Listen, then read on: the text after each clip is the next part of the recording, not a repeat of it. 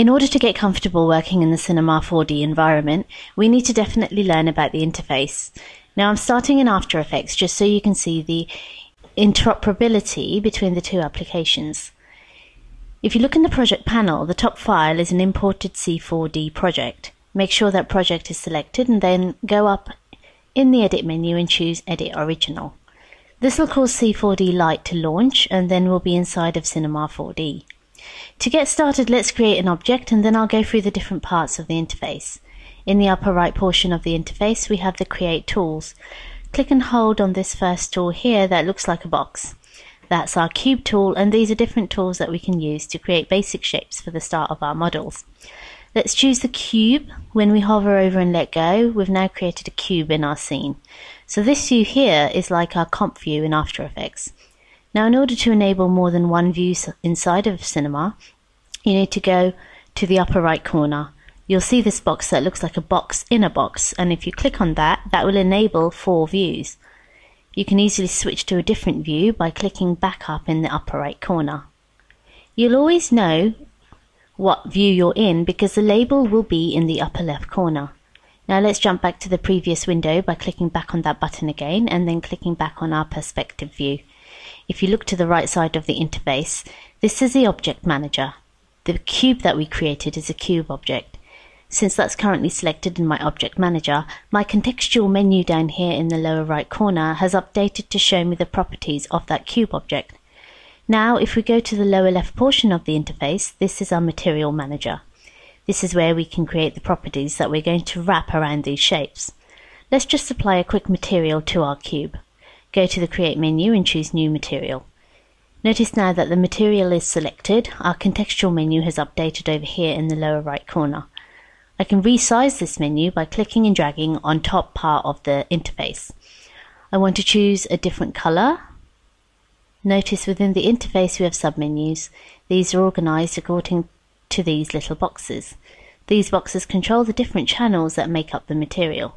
So let's make sure we're on the color section, and I'm going to go to my RGB sliders and just click and drag my red over to the right. That's going to give it a slight red tint. Now I could click on the color well here and then just click a different color and then click OK, or I could click on the button just below that color and switch to a different color picker. So let's choose HSV. Now I can click and drag on the top slider and choose a slightly different hue. I'll choose this light blue.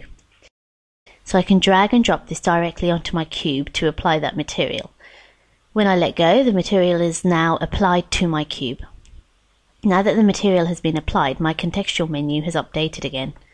As we continue working through different projects, you'll notice that we're bouncing back and forth through this contextual menu quite often.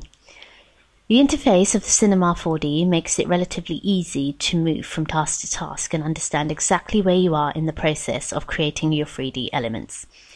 Now let's continue our tour of the interface. This slider here with the numbers is our timeline, and this shows us exactly what frame we're on in the scene. I can click on this green box and drag down the scene, and that'll control what frame I'm looking at in my animation. I've transport controls here. If I click the play button, it's automatically going to play through the frames. By default, Cinema will go ahead and loop your scene. I'm going to go ahead and stop playback just by clicking on that button again. If we move over to the right, we have these red circle buttons. These are keyframe controls. There are different methods for adding keyframes in Cinema, just like there are different methods for adding keyframes inside of After Effects. Notice the different material options in my contextual menu over here. Next to the different options we have circles, and these circles are very similar to the stopwatches that you have inside of After Effects. This is where you can add keyframes to the different parameters. Also, like After Effects, if you go to the upper right corner of the interface, there is a layout option. If you click on that layout option, it'll change to different workspaces. Workspaces in Cinema are known as layouts.